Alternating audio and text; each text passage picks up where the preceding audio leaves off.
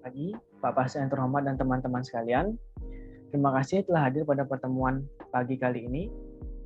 Pada kesempatan kali ini, kami akan mempresentasikan materi tentang perumusan tujuan pembelajaran kurikulum 2013. Sebelum itu, perkenalkan kami dari kelompok 1. Nama saya Gede Hoki Artatama Wijaya dengan NIM 2112021163 dan teman saya Ibu Turian Andika dengan NIM 2112021167 dan yang terakhir Kadek Cahya Dewi dengan NIM 2112021170.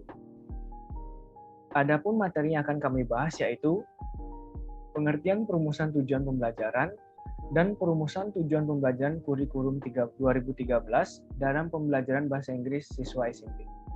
Langsung saja kita masuk ke materi yang pertama yaitu pengertian perumusan tujuan pembelajaran. Mengamati proses tujuan pembelajaran. Secara garis besar, perumusan tujuan pembelajaran dilakukan setelah guru selesai dalam merumuskan indikator pencapaian dari setiap KD atau kompetensi dasar. Perumusan tujuan pembelajaran yang baik di dalamnya telah tertuang karakter yang memudahkan guru dalam mengelola proses pembelajaran dan menanamkan nilai-nilai karakter, sehingga dapat memberikan hasil belajar dan karakter yang diharapkan dari peserta didik. Sistem pembelajaran adalah sistem yang memiliki komponen tujuan yang sangat penting, sebab aktivitas guru dan siswa telah diatur oleh komponen tujuan. Menurut para ahli, dalam suatu proses perancangan pembelajaran diperlukan yang pertama, perumusan tujuan yang jelas dan dapat digunakan untuk mengevaluasi efektivitas keberhasilan proses pembelajaran. Yang artinya dapat digunakan untuk mengevaluasi efektivitas keberhasilan proses pembelajaran sehingga proses pembelajaran siswa dikatakan berhasil saat mencapai tujuan secara optimal. Lalu yang kedua ada tujuan pembelajaran sebagai pedoman dan panduan dalam kegiatan belajar siswa. Yang artinya, guru dapat merencanakan dan mempersiapkan segala proses pembelajaran untuk dapat membantu siswa belajar. Yang ketiga ada tujuan pembelajaran membantu dalam pemodelan proses pembelajaran, di mana dengan tujuan pembelajaran yang jelas dapat mempermudah guru dalam menentukan materi pelajaran serta strategi pembelajaran seperti alat, media, dan sumber belajar lainnya. Dapat merancang alat evaluasi untuk melihat keberhasilan siswa. Dan yang terakhir ada tujuan pembelajaran dapat dimanfaatkan sebagai pengatur dalam menentukan batas-batas dan kualitas suatu pembelajaran. Sebab melalui penetapan tujuan, guru dapat mengatur perkembangan siswanya dalam menguasai kemampuan-kemampuan yang sesuai dengan tujuan dan tuntutan kurikulum yang berlaku. Itu tadi materi tentang sistem pelajaran. Materi yang selanjutnya akan dijelaskan oleh teman saya Cahya. Untuk waktu, saya persilahkan. Baik, terima kasih atas waktu dan kesempatannya. Di sini saya akan menjelaskan materi mengenai tujuan pembelajaran. Penyusunan tujuan pembelajaran atau TP yang baik perlu melibatkan unsur-unsur yang dikenal dengan ABCD yang berasal dari 4 kata, yaitu A artinya audience, adalah pelaku yang menjadi kelompok sasaran pembelajaran, yaitu siswa. Dalam TP harus dijelaskan siapa siswa yang mengikuti pelajaran itu. Keterangan mengenai kelompok siswa atau mahasiswa yang akan menjadi kelompok sasaran pembelajaran diusahakan spesifik mungkin. Misalnya siswa atau mahasiswa jenjang pendidikan apa, kelas berapa, semester berapa, dan bahkan klasifikasi pengelompokan siswa atau mahasiswa tertentu. Batasan yang spesifik ini penting artinya agar sejak awal mereka yang tidak termasuk dalam batasan tersebut sadar bahwa bahan pelajaran yang dirumuskan atas dasar TP itu belum tentu sesuai bagi mereka. Mungkin bahan pelajarannya terlalu mudah, terlalu sulit, atau tidak sesuai dengan kebutuhannya. Kemudian B artinya behavior, adalah perilaku spesifik khusus yang diharapkan dilakukan peserta didik setelah selesai mengikuti proses pembelajaran.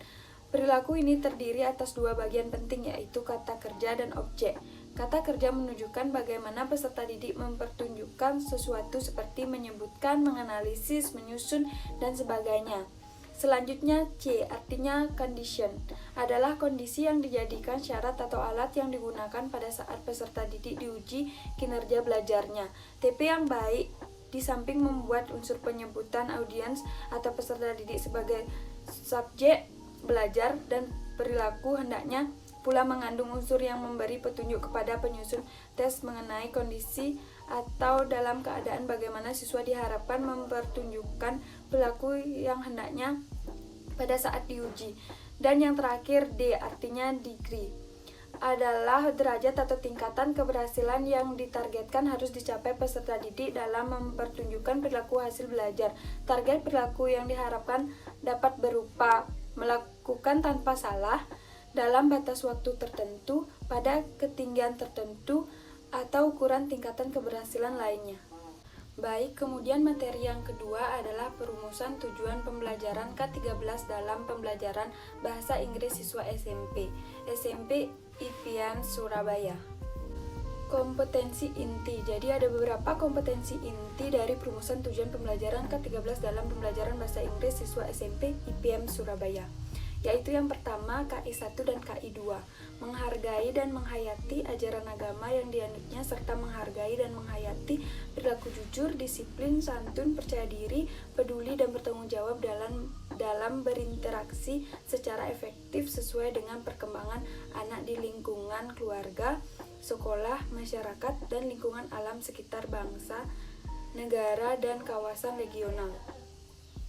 Kemudian KI3 memahami dan menerapkan pengetahuan faktual, konseptual, prosedural, dan metakognitif pada tingkat teknis dan spesifik sederhana berdasarkan rasa ingin tahunya tentang ilmu pengetahuan, teknologi, seni, budaya dengan wawasan kemanusiaan, kebangsaan, dan kenegaraan terkait fenomena dan kejadian tampak mata. Dan yang terakhir adalah KI4, menunjukkan keterampilan menalar, mengolah, dan mengaji secara kreatif, produktif, kritis, mandiri, kolaboratif, dan komunikatif dalam ranah konkret dan ranah abstrak sesuai dengan yang dipelajari di sekolah dan sumber lain yang sama dalam sudut pandang teori. Selanjutnya ada kompetensi dasar dan indikator pencapaian kompetensi. Kompetensi dasar menerapkan fungsi sosial, struktur teks, dan unsur kebahasaan teks interaksi transaksional lisan dan tulis yang melibatkan tindakan memberi dan meminta informasi terkait keberadaan orang, benda, binatang sesuai dengan konteks penggunaannya. Perhatikan unsur kebahasaan there is or are.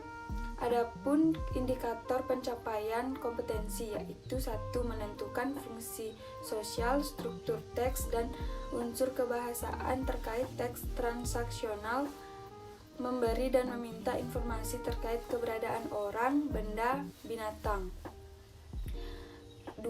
Melengkapi kalimat-kalimat rumpang mengenai jumlah benda dengan memperhatikan unsur kebahasaan there is atau there are. 3. Menyusun kalimat positif, negatif, interrogatif terkait unsur kebahasaan there is atau there are. 4. Menuliskan kalimat positif, negatif, interrogatif terkait unsur kebahasaan there is atau there are. Kemudian kompetensi dasar yang kedua adalah menyusun teks interaksi transaksional lisan dan tulis sangat pendek dan sederhana yang melibatkan tindakan memberi dan menerima informasi terkait keberadaan orang, benda, binatang dengan memperhatikan fungsi sosial, struktur teks, dan unsur kebahasaan yang benar dan sesuai konteks. Adapun indikator pencapaian kompetensi yaitu 1. Melakukan tanya jawab dengan teman atau pasangan tentang unsur kebahasaan there is atau there are. 2. Menuliskan hasil tanya jawab dengan pasangan tentang unsur kebahasaan there is atau there are. 3. Mempresentasikan hasil tanya jawab dengan teman tentang unsur kebahasaan there is atau there are. 4. Menuliskan cerita pendek sederhana terkait gambar tentang unsur kebahasaan there is atau there are. 5. Mempresentasikan cerita pendek sederhana terkait gambar tentang unsur kebahasaan there is atau there are. Baik, sekian penyampaian materi dari saya. Untuk materi selanjutnya akan dijelaskan oleh teman saya. Terima kasih. Nah, untuk selanjutnya yaitu tujuan pembelajaran. Melalui serangkaian pembelajaran dengan metode tanya jawab berpasangan atau interview in pairs serta menggunakan video pembelajaran, contoh kalimat, lembar kerja siswa atau worksheet, dan buku siswa. Nah, yang pertama yaitu peserta didik dapat menentukan fungsi sosial, struktur teks, dan unsur kebahasaan terkait teks transaksional, memberi dan meminta informasi terkait keberadaan orang, benda, atau binatang dengan benar. Yang kedua, peserta didik dapat melengkapi kalimat-kalimat rempang mengenai jumlah benda dengan memperhatikan unsur kebahasaan. Yang ketiga, peserta didik dapat menyusun kalimat positif, negatif, dan interrogatif terkait unsur kebahasaan.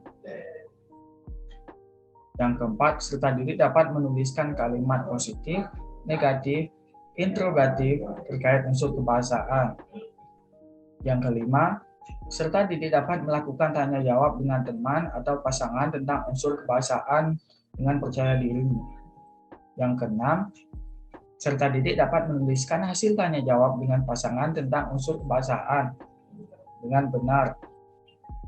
Yang ketujuh, peserta didik dapat mempresentasikan hasil tanya jawab dengan teman tentang unsur kebahasaan there is or there are dengan percaya diri. Yang kedelapan, peserta didik dapat menuliskan cerita pendek sederhana terkait gambar tentang unsur kebahasaan there is or there are dengan benar. Dan yang kesembilan yaitu peserta didik dapat mempresentasikan cerita pendek sederhana terkait gambar tentang unsur kebahasaan there is or there are dengan percaya diri. Nah, kesimpulannya yaitu tujuan pembelajaran atau instructional objective adalah perilaku hasil belajar yang diharapkan terjadi, dimiliki, atau dikuasai oleh peserta didik setelah mengikuti kegiatan pembelajaran tertentu. Tujuan belajar berfungsi sebagai acuan dari semua komponen rancangan atau desain. Adapun manfaat yang dapat diperoleh dari rumusan tujuan pembelajaran yaitu menentukan tujuan proses pembelajaran, menentukan persyaratan awal pembelajaran, merancang strategi pembelajaran, memilih media pembelajaran, menyusun instrumen evaluasi pembelajaran, dan melakukan tindakan perbaikan pembelajaran. Perencanaan pembelajaran merupakan catatan-catatan hasil pemikiran awal seorang guru sebelum mengelola proses pembelajaran. Rencana pembelajaran adalah pengalaman-pengalaman kegiatan yang perlu dilakukan oleh guru untuk setiap pertemuan. Di dalamnya harus terlihat tindakan yang perlu dilakukan oleh guru untuk mencapai ketuntasan kompetensi serta tindakan selanjutnya setelah pertemuan selesai. Nah, itu semua merupakan pembahasan dari kelompok kami mengenai perumusan tujuan pembelajaran kurikulum 2013. Nah, kami harap dapat dimengerti dan kami ucapkan terima kasih.